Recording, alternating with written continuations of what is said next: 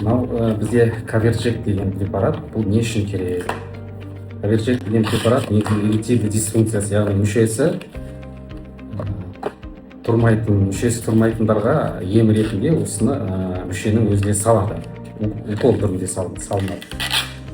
Қазір бізге бұл не үшін керек? Бұл Коверджек препараты бізге УЗД-ге исследованиясын жасау үшін. Яғни УЗД дегеніміз бұл тамырлардың УЗИін анықтап, мүше не үшін тұрмай қалудың себептерінің бір түрін анықтау үшін, тамырларында тарылып қалған себептер бар ма екен, соны анықтау үшін біз осы Коверджек препаратты мүшеге саламыз, оны тұрғызамыз, тұрғызғаннан кейін барып тамырларды тексереміз.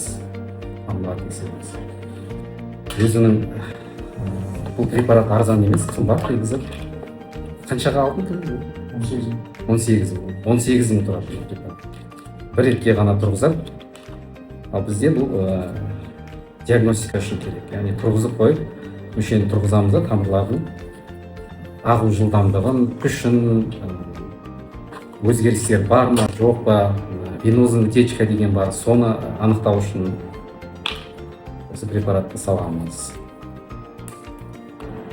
Өзінің дайын растворитель, еріткіші болады. Ампулаға саламыз, ертеміз. Мүшенің кавернозды бөліміне енгізу үшін өзінің арнайы кішкентай инесі болады. Осы инемен біз кавернозды бөліміне жібереміз, мүшені саламыз. Содан кейін 2-3 минуттан кейін мүше тұрады. Содан кейін ары қарай УЗД-ге, яғни тамырлардың доплерографиясы тексеруін жасаймыз науқаста. Это правая кавернозная артерия у нас. Это левая кавернозная артерия. Будем сейчас измерять. 6-7 минут прошло после введения препарата.